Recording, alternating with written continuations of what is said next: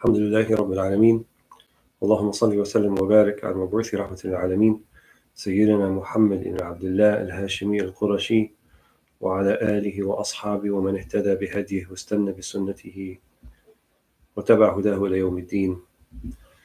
أما بعد. So, alhamdulillah, we're able to meet once again. Hopefully the connection will be sustained this session. And we are reading from the discourses of Sayyidi Muhyiddin al-Qadir al-Jilani, a set of lectures or discourses that he gave in Baghdad between the years 545 and 546 in Medinat al-Salam, otherwise known as Baghdad or Baghdad. May Allah have mercy and blessings upon its inhabitants and upon Sayyidina Shaykh as well, and all those who follow his guidance and the guidance of our Prophet Sallallahu Alaihi Wasallam. So we had reached the 21st discourse, which is rather short, so I think we likely will get to the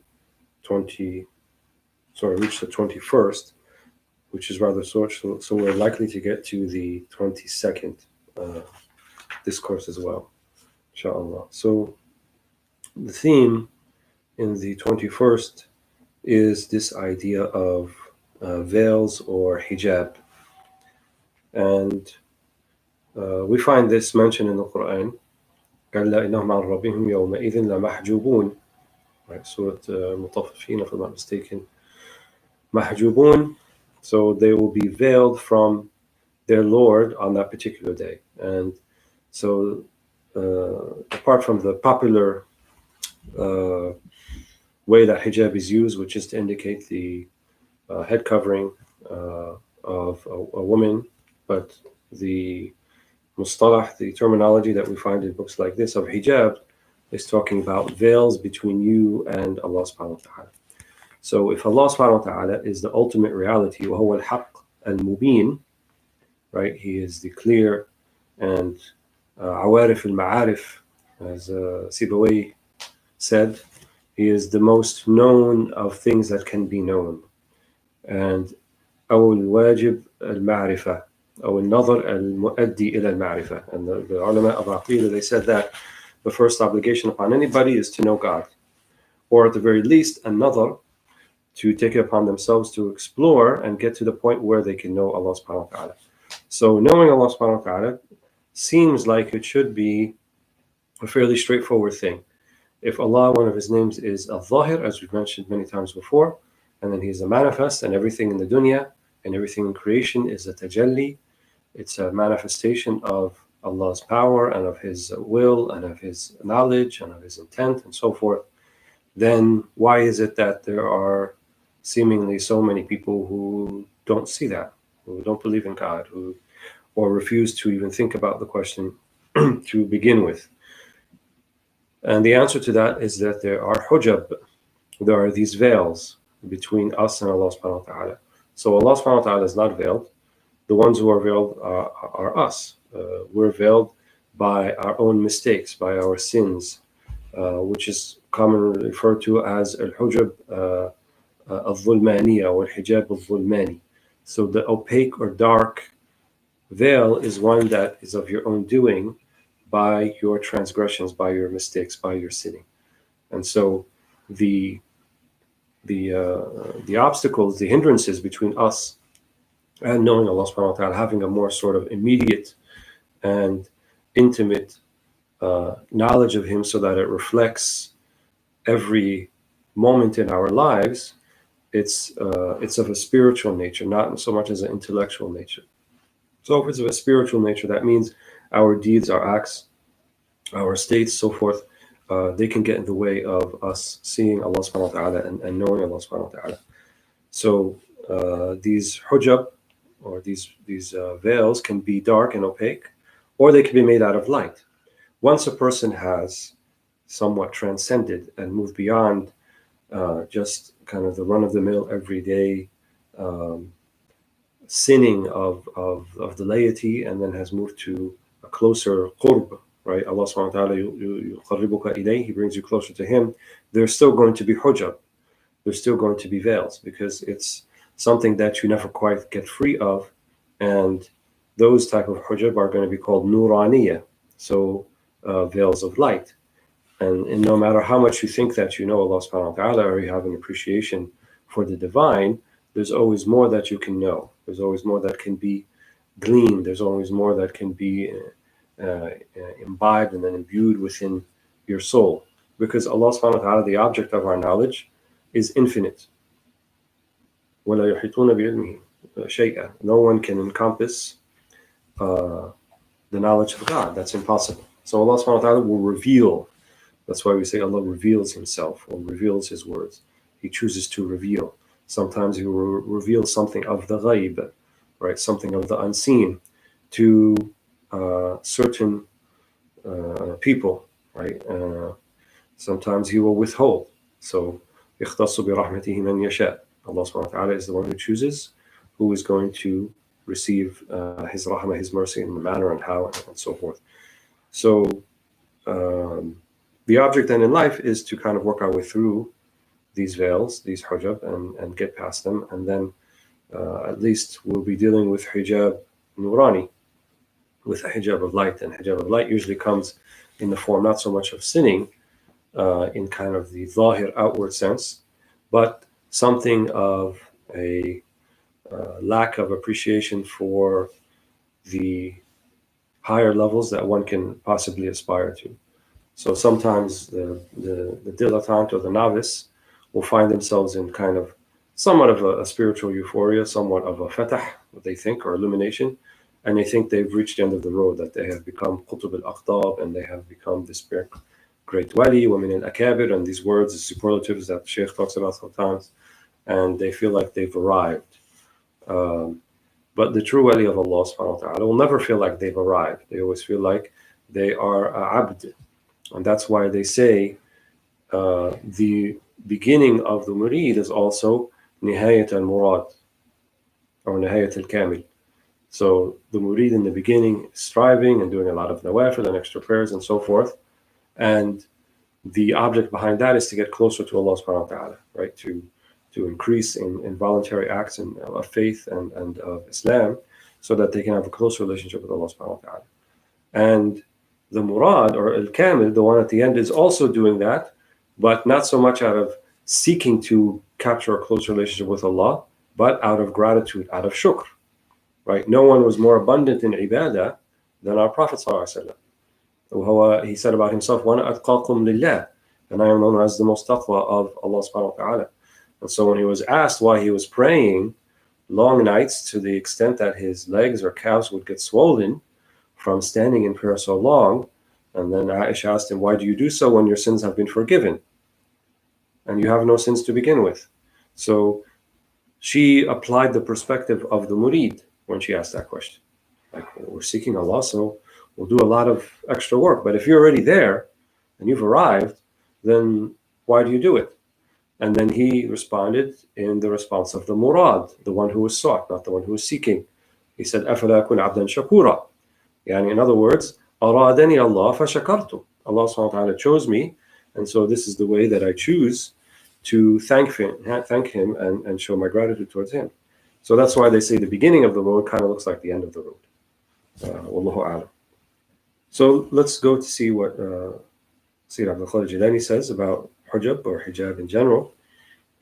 He says, رضي الله عنه, الدنيا حجاب عن الآخرة والآخرة حجاب عن رب الدنيا والآخرة. كل مخلوق حجاب عن الخالق عز وجل، مهما وقفت معه فهو حجاب بك. لا تلتفت إلى الخلق ولا إلى الدنيا ولا إلى ما سوى الحق عز وجل، حتى تأتي إلى باب الحق عز وجل بأقدام سرك وصحة زهدك فيما سواه، عريانا عن الكل، متحيرا فيه، مستغيثا إليه، مستعينا به، ناظرا إلى سابقته وعلمه. فإذا تحقق وصول قلبك وسرك ودخلا عليه وقربك وأدناك وحياك وولاك على القلوب وأمرك عليها وجعلك طبيبا لها، فحينئذ التفت إلى الخلق والدنيا، فيكون التفاتك إليهم نعمة في حقهم، وأخذك للدنيا من أيديهم وردها إلى فقرائهم واستيفاؤك لقسمك منها عبادة وطاعة وسلامة. من أخذ الدنيا على هذه الصفة لا تضره، بل يسلم منها ويصفو له أقسامه من نتن كدرها. الولاية لها علامة في وجوه الأولياء يعرفها أهل الفراسة. الإشارات تنطق بالولاية لا اللسان. من أراد الفلاح فليبذل نفسه وماله للحق عز وجل ويخرج بقلبه من الخلق والدنيا كخروج الشعرة من العجين واللبن. طيب. So this is 21st discourse. So if you're following in English, that's page 139. He says this world is a veil over the hereafter, and the hereafter is a veil over the Lord of both this world and the hereafter. Every created thing, makhluk, is a veil over the creator al-Khaliq Azza wa Jal. Whenever or whatever you have become attached to represents a veil for you. So here, this is the idea of attachment and detachment. If you recall from the previous sessions, another way that the Shaykh said it, I believe, when he says tafna an al-khalq, right? Tafna an kada. In other words, fana means to be oblivious or extinct from or annihilated from that particular thing, like it doesn't exist for you. Here, he's not talking about al-fana al-hissi, al-fana al-ma'nawi. He's not talking about a literal fana and annihilation. You know, some people have read the books of the Sufis and of Tasawwuf. They make this mistake, and they read these ibarat. They read these this kind of specialist terminology in some of these books, and then they think that it's a completely fatalistic thing, and then people actually they are denying their own existence, and they say that it's kind of an antimony and Allah is everywhere and that sort of thing. And that's not what this is saying at all. It's talking about al-fana al-ma'nawi, right? Remember, in this life, we're talking mostly about ma'ani. We're talking mostly about meanings. We're talking mostly about things that are internalized via the spiritual faculties, namely al-qalb was-sir, as Shaykh has mentioned. And the qalb, we said, is kind of the low-level spiritual essence of the human being that is able to see with its insight, with its basira, you know, its inner eye, as it were, or third eye, and to make a distinction between truth and falsehood, between haqq and batil. أَلَهُمْ قُلُوبٌ يَفْقَهُونَ بِهَا. Right? That's what the Quran says. Do they not have hearts? قُلُوب يَفْقَهُونَ, that they understand with, right? They comprehend with, that they can make the distinction between haqq and batil. So I call it the lower level spiritual essence of the human being. The higher level spiritual essence of the human being, that some of the arbab of tasawwuf, like Shaykh Abd al-Jilani and others have used, is something called as-sir, right? And as-sir, as we've seen translated by Sidi Mukhtar Haland, rahimahullah, is either translated as innermost being or innermost core. He's kind of used those two words interchangeably. So it's something a little bit more intimate, or a little, how would I say, a little bit more in tune with the divine, but it's a little bit more difficult to tap into. So it's kind of more of an essence about you that has a direct kind of khitab and discourse with the divine. Whereas the qalb has more of a, not such a high level sort of discourse with the divine, but a little bit lower, that's dealing with al-khalq. And the sir is that which is dealing with al-khaliq, is in direct communication with al-khaliq. So most people, or many, I shouldn't say most people, many people, a lot of that is veiled from them. Some people don't even know. You know, the verse that we mentioned a few times, the last session, the one before that, إن في ذلك لذكرى لمن له قلب وألقى السمع وهو شهيد, أو ألقى السمع وهو شهيد, I believe. I don't want to say it wrong. إن في ذلك ذكرى لمن كان له قلب أو ألقى السمع وهو شهيد. So this is a dhikra. It's a remembrance for the one who has a heart, realizes that you have this spiritual heart. أو ألقى السمع وهو شهيد, or at least you're listening, you're paying attention. But if neither of those two things exist, then we could say this person is kind of in a ghafla, or in a state of a sort of obliviousness, but not from their own selves. No, they're in tune with their nufus, with their passions and their desires and their appetites, but they're oblivious from the divine. So it's almost like it's a reverse concept of fana. We want to be, have fana of the worldly things and to have wujud and baqa, existence and everlastingness with the divine, with Allah subhanahu wa ta'ala. Nahu al-baqi. Whereas someone who is immersed and subsumed in their passions and their appetites and their desires and so forth, they are busy with shahawat. They're busy with appetite and passion and what they eat and what they drink and things of appetitive nature. Whereas the awliya, wal-abdal, wal-qutb, wal-aqtab, as we'll see later, they're the ones who are not concerned with things of the appetite, but they are completely concerned. Their hem is Allah subhanahu wa ta'ala. Whoever makes their concern only for Allah, then Allah subhanahu wa ta'ala takes care of all of the other humum. Allah subhanahu wa ta'ala will take care of that which is between you and al-khalq, or it will take care of all those other concerns. Allah subhanahu wa ta'ala will take care of those for you. So he said, pay no attention then after that to creatures, to this world, anything apart from the Lord of Truth, until you come to the door of the Lord of Truth, Allah subhanahu wa ta'ala, on the feet of your innermost being, as-sir, and the genuineness of your abstinence, your zuhud, from all that is apart from Him. Remember when we talked about zuhud is not zuhud al-yad, zuhud al-qalb. And the muhaqqiqun, right? When we say the word muhaqqiq or muhaqqiqun, we say the ones who have fully realized and actualized this science in terms of dirasa, number one, in terms of how they studied it, and in terms of their own personal sort of practitioner perspective and application. So the muhaqqiqun, they say that haqiqat az-zuhd la zuhd. The reality of zuhd is there's no such thing as zuhd. What they mean by this is zuhd al-yad. There's no renunciation of rejecting of things of the dunya, because that of the dunya which is supposed to come to you will reach you even if you don't want it to come. And that which is not supposed to reach you will never reach you, no matter what you do. So the true zuhd, the true renunciation, is one of the heart, zuhd al-qalb. So tazhad biqalbika la biyadik. There is no objection from the Sharia of having abundance in terms of dunya if Allah gives that to you, but it's the attachment to it is the problem, right? It is the putting one's hopes and sorrows and happiness, pinged to how much wealth they have or how much they don't have. Rather, it should be al-rida bil-qada. It should be to be contented with the decree of Allah subhanahu wa ta'ala.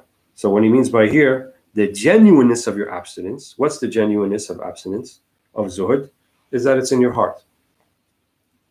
From all that is apart from Him. Completely naked, again, ma'nawi, right?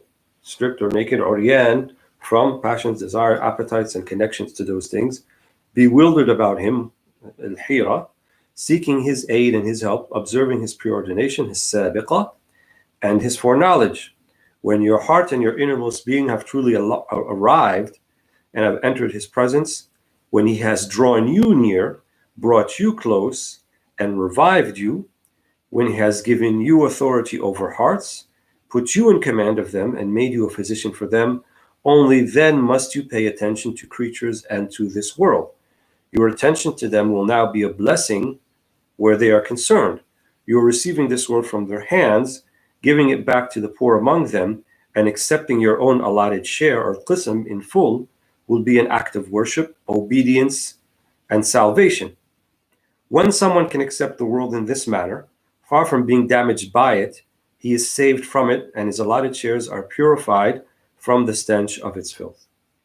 And Saraha, to be honest, I don't make any claims or anything like that, but I've read several books and chapters and things dealing with this idea of dunya and how we deal with dunya, and how he explains it here is the best, if not one of the best ways I've seen it explained.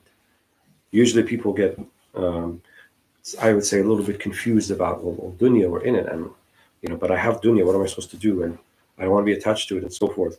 To me, he did the mulakhas, right? He did kind of the epitome of what our relationship to the dunya should be. Namely, Allah's going to give it to you or He's not going to give it to you. It's not really up to you. But your chasing after it is not going to make Allah give it to you. And your refraining from it or renouncing it from your part is not going to be a reason Allah doesn't give it to you. It's aqsam, it's sabiqah, as He said. Allah katab al-arzaq. Allah subhanahu wa ta'ala, that's something He's determined. And you will get it, and as we read in a previous discourse, it will seek you more than you seek it. It's going to be more intense in its seeking of you than you are seeking of it. So everyone's rizq is going to come to them. And Allah subhanahu wa ta'ala makes a qasim in the Quran. إِنَّهُ لَحَقٌّ مِثْلَ مَا أَنَّكُمْ تَنْطِقُونَ وَفِي السَّمَاءِ رِزْقُكُمْ وَمَا تُوعَدُونَ. Right, and in the sama', in other words, Allah has determined in the heavens, رِزْقُكُمْ وَمَا تُوعَدُونَ, your rizq and your sustenance, that which I promised you. فَوَرَبِّ إِنَّهُ لَحَقٌّ مِثْلَ مَا أَنَّكُمْ تَنْطِقُونَ. And it is a haqq, it's a truth. فَوَاللَّهِ يَقْسِمْ بِنَفْسِهِ. It is a haqq مثل ما أنكم تنطقون. In the same way that you are assured or you have certainty about the things that you say, be certain, and that level of certainty and assuredness in that your rizq is coming to you. So then if it does come to you, then how are you supposed to deal with it? This is what he's explaining here. So have tasfiyat al-batin, right? Allah may choose you to be not just tasfiyat al-batin, but He can also choose you to bring that khair, that good, to others. And we notice this about the Prophet ﷺ, right? There's the way I think of it is the Prophet ﷺ had two main names, Ahmad and Muhammad. So there's an Ahmadi aspect of the Prophet ﷺ, and then there's a Muhammadi aspect of the Prophet ﷺ. So the Ahmadi aspect of the Prophet ﷺ, which is a superlative, right? Ahmad, the one who is best in praising, it's one meaning. So your ability to praise Allah, in other words, tasfiyat al-batin, and when the Prophet ﷺ said, "La nuhsi thana'an alayk anta kama athnayta ala nafsik," we cannot properly praise you. You are to be praised as you have praised yourself.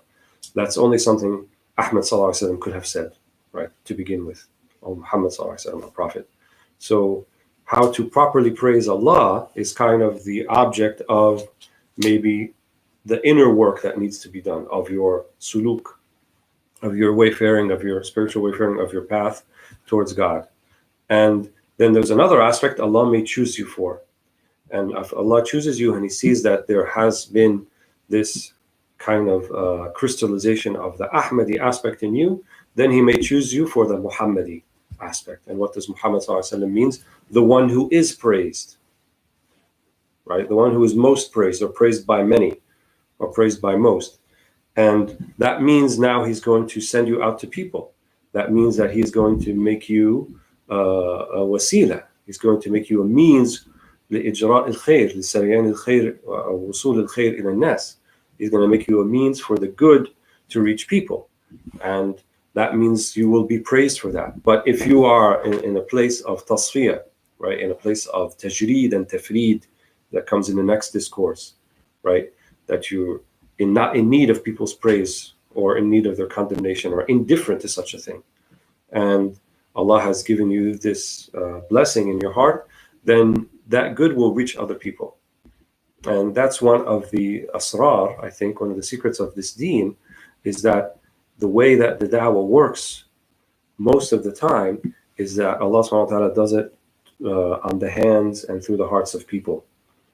Yes, many people might actually read the Quran in the Mus'haf and then they feel inspired and they may have never even met a Muslim and they decide to accept Islam, and that does happen. But in terms of taraqi, right, in terms of people becoming better Muslims and better sorts of believers and practicing believers and forming communities, well, that's all human activity.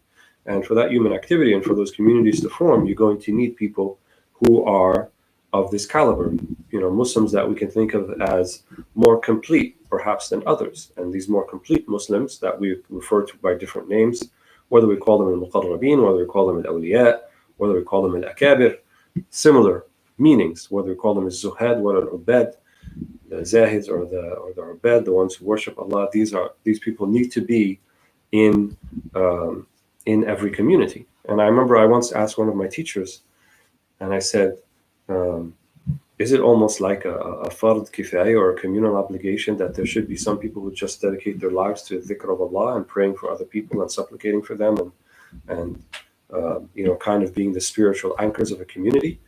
And then he replied to me, said, yes, some people have said that. That doesn't mean that we all leave our lives and kind of just go to the mountains and pray and do dhikr and stuff like that. But I think there were people who are in our community, definitely exist today, and certainly more so in the past, who were inspired to do that.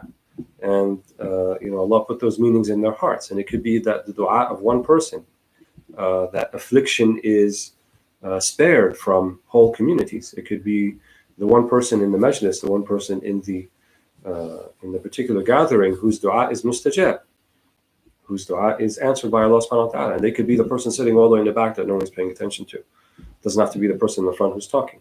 So, one of the things also that Allah has hidden, and we've talked about this previously, is that He's hidden these types of people amongst everyone else.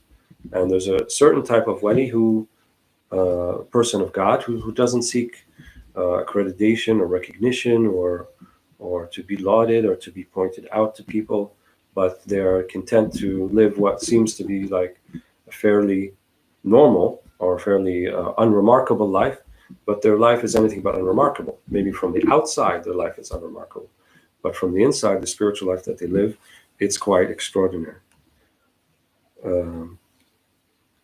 So that's what the Shaykh kind of says right after that, when he talks about al-wilaya.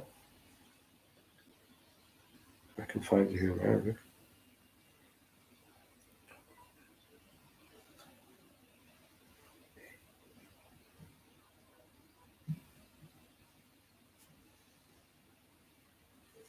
So, anyway, in English, he said, saintship wilaya has its mark alama in the faces of the saints, al-awliya, where it is recognized by people of intuitive discernment, ahl al-firasa. Signs, isharat, speak of saintship, not the tongue. Anyone seeking true success, falah, should humbly submit his own self and his property to the Lord of Truth, Allah Azza wa Jal, and extract his heart from creatures on this world as a hair is extracted from dough or yogurt, likewise from the hereafter, and likewise from everything apart from the Lord of Truth. Then you will give everything that has a rightful claim its due in his presence. You will consume your own allotted portions of this world and the hereafter while you are at his door, and the two of them, i.e. the world and the hereafter, are standing by as servants. Do not consume your share of the world while it is seated and you are standing. You must consume it at the king's door while you are seated and the world is standing, with the tray on its head, serving anyone who is stationed at the door of al-Haqq Azza wa Jal, and humiliating anyone who is stationed at its own door. Consume it as a tribute to the boundless wealth and glory of the Lord of Truth, our Haqq Azza wa Jal. So, in other words, make the dunya your handmaiden and not the other way around. Don't submit to the dunya, right? Allah talks about how there's this taskhir in the Quran, وَسَخَّرَ لَنَا, كُلَّ شَيْء, and He has made available to us, and He has put it, in a manner that we can utilize it, and we can bring good, and we can have this meaning of وَاسْتَعْمَرَكُمْ فِيهَا, right? Istamar means that we build up and we develop, but develop in a way that is in a manner that's commensurate with the will and the commandments of Allah subhanahu wa ta'ala. Not development that we talk about today, right? Not development where we destroy nature and we destroy the environment and we destroy people's souls with just blatant and ugly and soul-sapping capitalism and narcissism. All of this that's happening around us, it's what we've sowed. We've done it to ourselves. This fasad, this corruption has come about by what we have sowed, we have brought upon ourselves. And the beautiful thing, or the redeeming thing, is that this can be reversed. We can still reverse it. It's not too late. And at the very least, we can reverse it within ourselves. And one of the most special and rewarded types of ibadah is one where you are doing it and people are ghafil on it, or ghafil of it. You do it, but most people are not even aware of it and don't even think about it. When the Prophet ﷺ was asked about the month of Sha'ban, why do you fast so much in it? One of the answers was, well, that's a month that falls between Rajab and Ramadan, and people don't really pay much attention to it, so I wanted to make ihya of it. I wanted to give it life by fasting in it. And also the similar concept that we know about praying during the night. The Prophet said one of the things that he said when he entered into Medina, of three things. One of the third thing that he said, وصلوا القيام والناس نيام تدخلوا الجنة بسلام. Right? أطعموا الطعام وافشوا السلام وصلوا القيام والناس نيام تدخلوا الجنة بسلام. أو كما قال صلى الله عليه وسلم. Feed people, spread peace, give them greetings, be nice to people, be gentle with them, and pray in the night when everyone else is asleep. تدخلوا الجنة بسلام. Then you enter paradise and peacefully, in a peaceful way. So this is kind of the manhaj. This is the methodology of our Prophet ﷺ to have this tasfiyat al-batin, and to put the dunya at our disposal, to use it for our use, but in a use, right, that brings good, that brings khair, that brings barakah, that brings beauty, not in of itself, and then it overcomes you. So I want to move down to, looks like we're not going to get to the 22nd discourse after all, but khair, alhamdulillah, at least we got to read this one.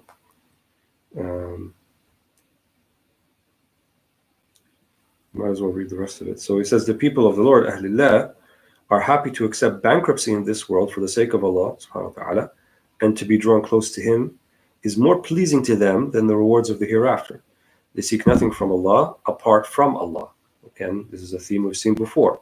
Seeking Allah for the sake of Allah. They know that the things of this world have been allotted, so they have abandoned the quest for them.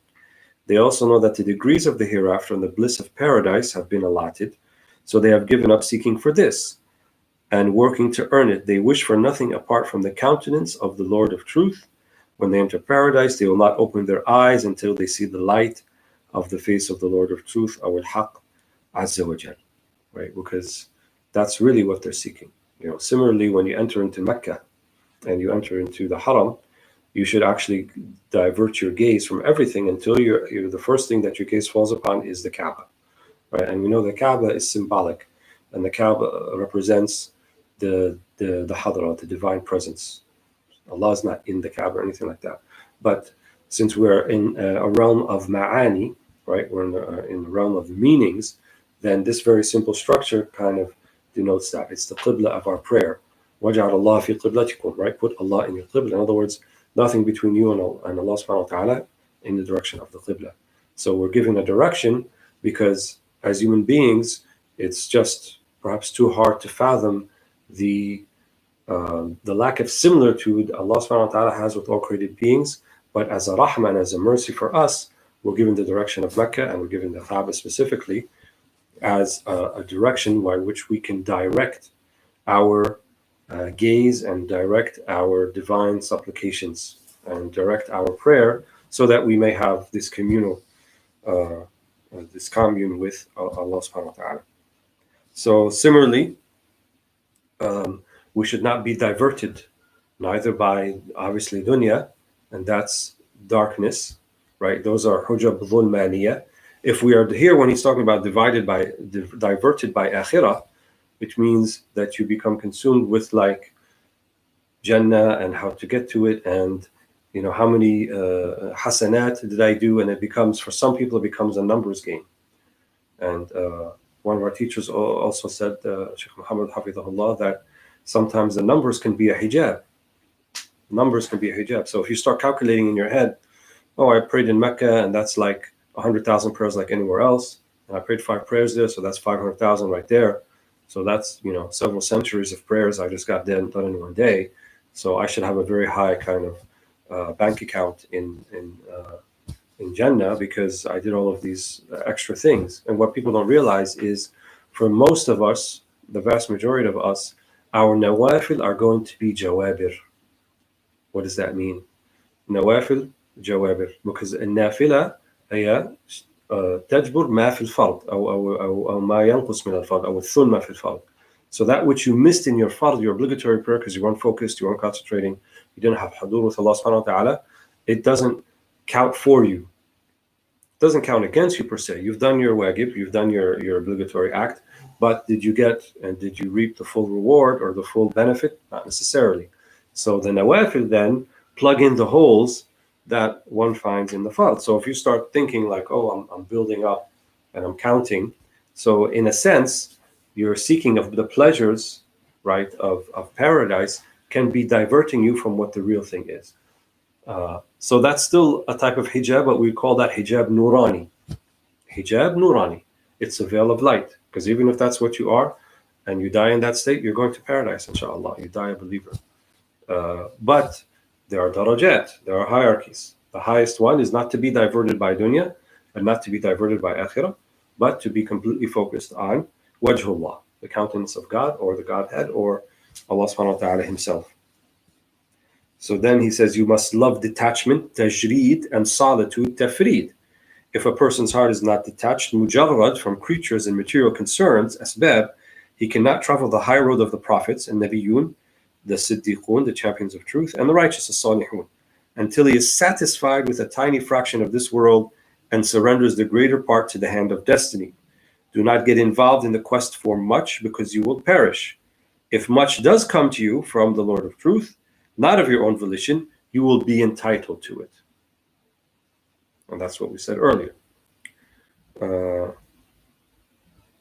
It is reported Hassan al-Basri used to say, radiallahu anhu, preach to the people with your knowledge as well as your speech. O preacher wa'adh, admonish the people with the purity of your innermost being, sir, and the devotion taqwa of your heart. Do not address them with a refined facade over an ugly conscience or sarira, right? So not just an outward aspect, but da'wah also can be from the inward. You can lead people to Allah, bring people to Allah with your hal, with your state. The Lord of Truth inscribed faith, iman, in the hearts of the believers and mu'mineen before he created them. This preordainment or sabiqah, and it's not permissible to stick with preordainment or to depend upon it, but it is the haqq. One must arrive, take risks, and make efforts. That is the adab, the etiquette with God. One must strive to gain faith and conviction, iqan, certainty, conviction. One must expose oneself to the fragrant breezes or nafahat of Allah subhanahu wa ta'ala and be constantly in attendance at his door. Our hearts must strive to acquire faith, then perhaps Allah subhanahu wa ta'ala will give it to us without exertion or toil. If there is sidq al-tawajjuh, if there is a niyyah and a motivation and a sincerity, then you will find in your life that the things where you were sincere in will come much more easier to you, even if you didn't do a lot of outward work to get to it. You know, the concept of I work very hard and then I'll reap the rewards is something that is not always as it seems. Sometimes that hard work happens, you know, in the inside. Happens with the mujahid al-nafs, as we read in the previous discourse or session about al-jihad al-batin or jihad al-akbar. عدنا من الجهاد الأصغر إلى الجهاد الأكبر. So the inward fight. So then he finishes off by saying, have you no sense of shame? The Lord of Truth, Azza wa Jal, qualifies himself with attributes, sifat, which he finds pleasing to himself. Would you interpret them away and refuse to apply them to him? Is what was good enough for your predecessors, the companions, the Sahaba, and the successors, the Tabi'un, not good enough for you? Our Lord is upon the throne, al-Arsh, as he said, with no question of anthropomorphism, tashbih, divesting of attributes, ta'til, or materialization, or tajseem. O Allah, sustain us, help us to succeed, and keep us away from heretical ibtida' innovation. اللهم آتنا في الدنيا حسنة وفي الآخرة حسنة وقنا عذاب النار. الحمد لله رب العالمين.